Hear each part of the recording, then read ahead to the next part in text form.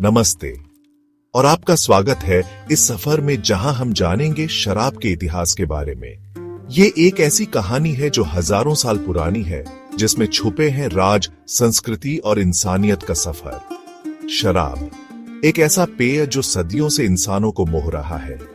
इसके जन्म की कहानी उतनी ही पुरानी है जितनी खुद इंसानी सभ्यता।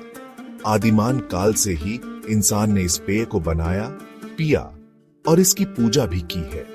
क्या आप जानते हैं कि शराब का जन्म कैसे हुआ? ये कहानी हमें ले जाती है एक ऐसे दौर में जब इंसान अभी अपने आसपास के प्रकृति को समझ ही रहा था। आइए इस रोमांचक सफर पे चलते हैं और जानते हैं शराब के इतिहास के बारे में। हमारा पहला पड़ाव है प्राचीन चीन, जहां से शराब की कहानी शुरू होती है। लगभग 9000 साल पहले चीनी सभ्यता ने चावल से शराब बनाना सीखा। ये शराब, जिसे हम आज राइस वाइन के नाम से जानते हैं, उनके लिए सिर्फ एक पेय नहीं था, बल्कि उनकी संस्कृति का एक अभिन्न हिस्सा बन गया। धार्मिक समारोहों से लेकर राजाओं के महलों तक हर जगह राइस वाइन का इस्तेमाल होता था। इसके अलावा ये दवा के रूप में भी इस्तेमाल किया जाता था। प्राचीन चीनी मानते थे कि राइस वाइन में जादुई गुण हैं जो बीमारियों को दूर भगाते हैं और उम्र बढ़ाते हैं। आइए अब हम आगे बढ़ते हैं और देखते हैं कि शराब का सफर हमें कहां ले जाता है। हमारा अगला पड़ाव है मेसोपोटामिया और इजिप्ट, जहां शराब का महत्व और भी बढ़ गया। इन सभ्यताओं ने शराब बनाने की कला में और निखार लाया। मेसोपोटामिया में बीयर को देवताओं का पेय माना जाता था। उनके लिए बीयर बनाना एक पवित्र काम था जिसे सिर्फ पुजारी ही कर सकते थे। वहां से थोड़ा आगे इजिप्ट में बीयर आम आदमी का पेय बन गया। लोग अपने रोज के काम के बाद बीयर पीते थे और ये उनके लिए एक अहम सोशल एक्टिविटी थी। इजिप्ट के लोग शराब को अपने देवताओं को भी चढ़ाते थे, क्योंकि उनका मानना था कि ये उन्हें खुश करता है। आइए अब हम आगे बढ़ते हैं और देखते हैं कि शराब का सफर हमें कहां ले जाता है। सेक्शन 4, ग्रीस और रोम, शराब और समाज। अब हम पहुंचते हैं एंशिएंट ग्रीस और रोम, जहां शराब का महत्व अपने चरम पर था। इन सभ्यताओं ने शराब को अपने जीवन का एक अभिन्न हिस्सा बना लिया था। ग्रीस में शराब को देवता डियोनिसस का तोहफा माना जाता था और ये हर उत्सव का हिस्सा होता था।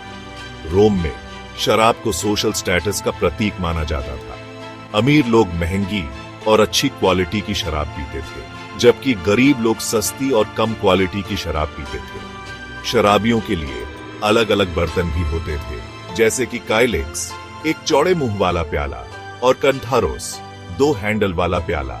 आइए अब हम आगे बढ़ते हैं और देखते हैं कि शराब का सफर हमें कहां ले जाता है। सेक्शन 5, मध्यकालीन यूरोप, डिस्टिलेशन का कमाल। मध्यकालीन यूरोप में शराब बनाने की कला में एक नई चीज जुड़ी, डिस्टिलेशन। इस टेक्निक ने शराब को और स्ट्रॉन्ग बनाया और इससे ब्रांडी जैसे नए पेय बनने लगे। मोनेस्ट्रीज ने डिस्टिलेशन को अपनाया और दवा बनाने के लिए इसका इस्तेमाल किया। उनका मानना था कि ब्रांडी में बीमारियों को ठीक करने की क्षमता है। वक्त के साथ ब्रांडी और दूसरे डिस्टिल्ड ड्रिंक्स आम लोगों में भी लोकप्रिय हो गए। आइए अब हम आगे बढ़ते हैं और देखते हैं कि शराब का सफर हमें कहां ले जाता है। सेक्शन 6, आधुनिक शराब, इंडस्ट्रियल क्रांति का असर। इंडस्ट्रियल क्रांति ने शराब बनाने के तरीके को बदल दिया। मशीन्स के आने से शराब का प्रोडक्शन बढ़ा और यह सस्ता भी हो गया। नई टेक्नोलॉजी के साथ शराब की क्वालिटी में भी सुधार आया। इस दौर में बियर, वाइन और विस्की जैसे पेय पॉपुलर हुए। शराबियों के लिए अलग अलग ब्रांड्स और बॉटल्स आने लगी। आइए अब हम आगे बढ़ते हैं और देखते हैं कि शराब का सफर हमें कहां ले जाता है। सेक्शन 7, आज का शराब एक विश्व पेय। आज शराब एक विश्व पेय बन चुका है। दुनिया भर में अलग अलग कल्चर्स में शराब को अलग अलग तरीके से बनाया और पिया जाता है। कोई भी सेलिब्रेशन हो, शराब उसका हिस्सा जरूर होता है। लेकिन हमें ये बात याद रखनी चाहिए कि शराब का सेवन संयम से करना चाहिए। ज्यादा शराब पीना सेहत के लिए हानिकारक हो सकता है। तो ये थी शराब की कहानी, एक ऐसा सफर जो हजारों साल पुराना है और आज भी जारी है। धन्यवाद।